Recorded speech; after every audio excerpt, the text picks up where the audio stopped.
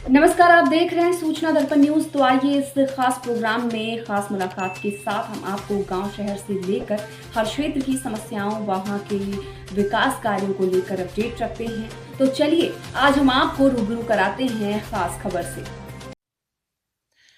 नमस्कार, आप देख रहे हैं सूचना दर्पण न्यूज का खास प्रोग्राम खास मुलाकात।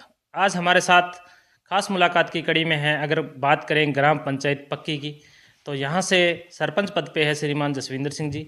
तो आज इनसे चर्चा करेंगे, क्योंकि अगर इनकी बात करें कार्यकाल की तो इनका काफ़ी समय जिस प्रकार कांग्रेस कार्यकाल में गुजरा और अब जिस प्रकार भाजपा की सरकार है, तो कैसे रहे विकास कार्य और ग्राम पंचायत की जनता को जो जन कल्याणकारी योजनाएं हैं उनका किस प्रकार मिला लाभ और क्या क्या हुआ विकास कार्य। और सबसे पहले जानेंगे इनका राजनीतिक परिचय। तो सरपंच साहब, हमारे चैनल में स्वागत है आपका। स्वागत है आपका भी।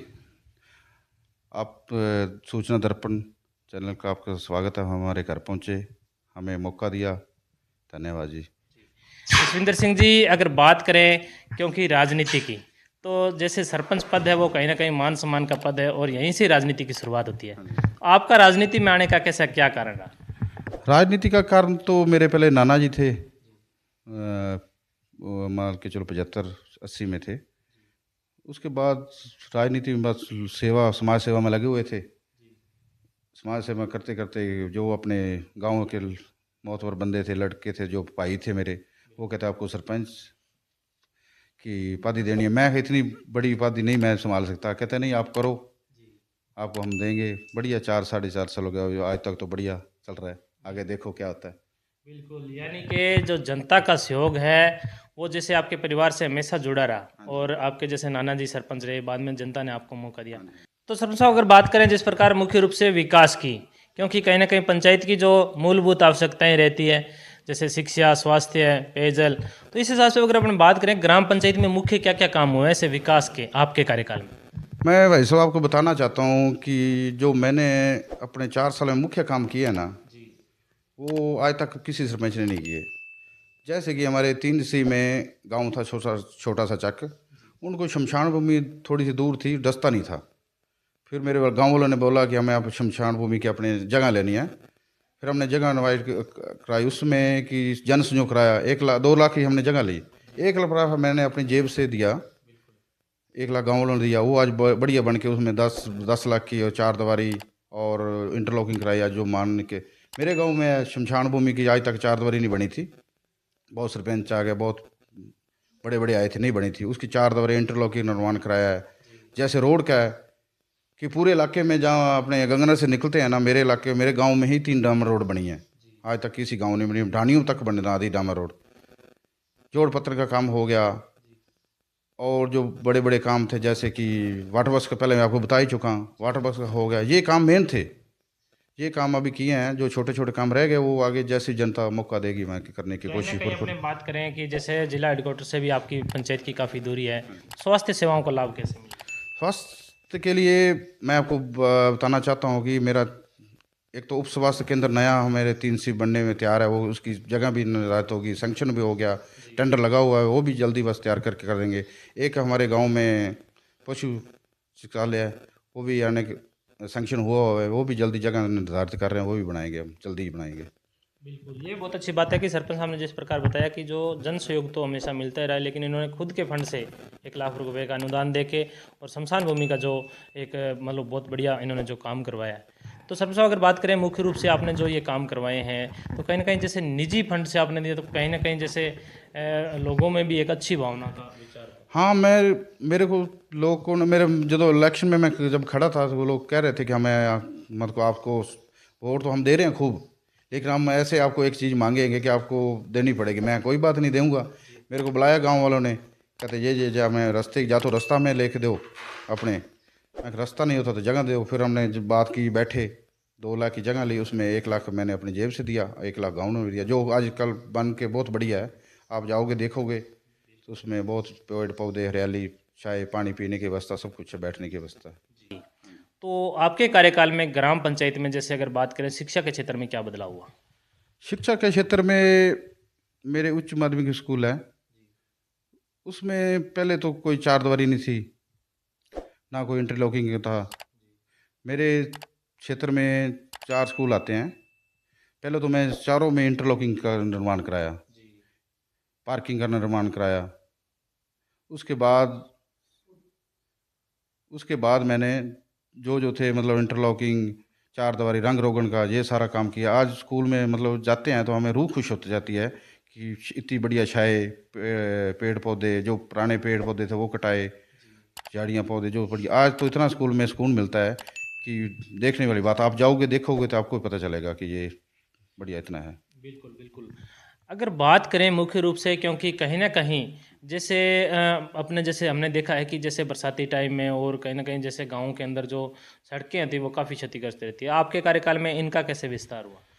मेरे गाँव की जो बड़े बड़े काम थे, जैसे डामर रोड थी गाँव में, को गाँव से गाँव जोड़ती थी, ढाणियों में जोड़ती थी, वो मेरा पहले वो ही मोटिवेट था कि जो बड़े काम है उनको करें।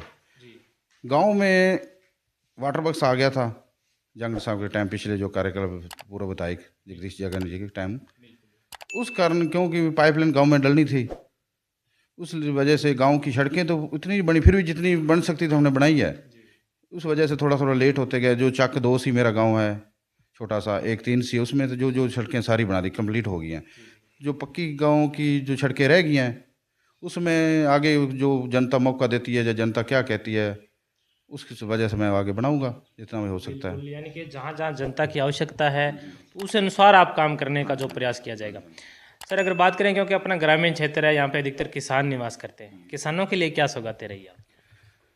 किसानों के लिए सबसे पहले मेरे पंचायत समिति में, मेरे हलके में किसानों के लिए सबसे पहले मेरी ही पंचायत है, जो जहाँ में हमें ट्रैक्टर के, आप पंजाबी में हम उसके बोलते हैं संद बोलते हैं, जो हल लहरा वगैरह जो हैं, वो मेरा पहला गांव है।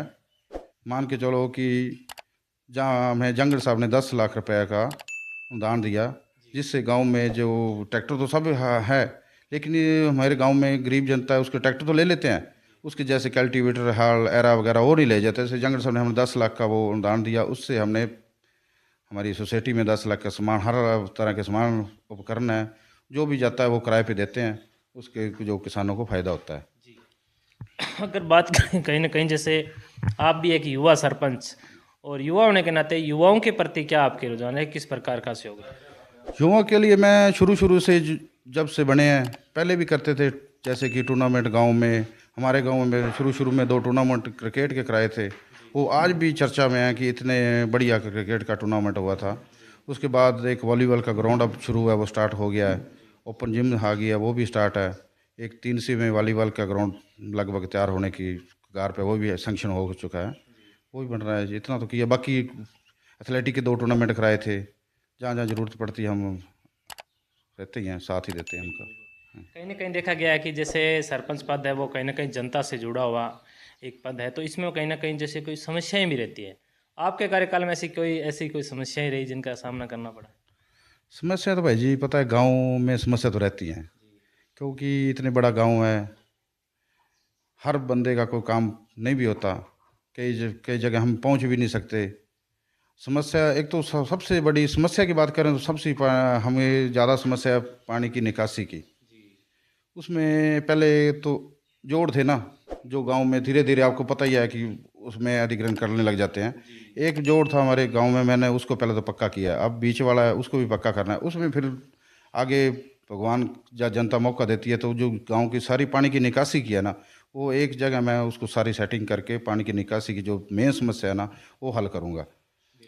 तो उसमें क्योंकि मैं लेट हो गया इस कारण कि हमारे गांव में वाटर बक्स आ गया था, वाटर बक्स आने के कारण पाइपलाइन डलनी थी, सारी सड़कें फिर टूटनी थी, इसके लिए वो मैं थोड़ा सा नहीं कर सका। कहीं न कहीं हाँ। इन समस्याओं का सामना रहा। लेकिन अगर बात करें आपकी ग्राम पंचायत का सहयोग रहा, पंचायत वासियों का सहयोग रहा, तो कहीं न कहीं जैसे अगर बात करें आगे भी आपका थोड़ा टाइम जिस प्रकार पड़ा है, तो इसमें पंचायत को किस रूप में देखना चाहोगे?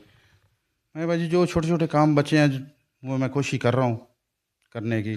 जैसे 2-3 महीने पड़े हैं वो लगभग मैं करने की कोशिश करके कर दूंगा, तैयार करूंगा। जो भी रोड बची है, जो किसकी शौचालय हैं, शौचालय अभी नहीं दिए थे, पहले दिए थे, अब 100 सैंक्शन और हुए हैं। जितने बचे हैं मैं कोशिश करके बस जल्दी वो भी कंप्लीट करूंगा। शर्मा साहब, अगर बात करें ग्राम पंचायत की, जनता ने बड़े मान सम्मान के साथ में आपको सरपंच पद की जिम्मेदारी का पद सौंपा है। अगर जिस प्रकार बात करें, आगे दीपावली आ रही है, तो जनता को चैनल के माध्यम से क्या संदेश क्या देना चाहोगे? दीपावली में यही करना चाहता हूँ कि एक तो दीपावली सिंपल सादा करो। जैसे कि ये आजकल के आपको पता है, मीडिया में बता रहे हैं कि प्रदूषण इतना बढ़ रहा है, बीमारियां बढ़ रही हैं प्रदूषण से। ये प्रदूषण से बच के कोई जैसे मिठाई वाला ये छोटा मोटा वो करो, मैं यही संदेश देना चाहता हूँ।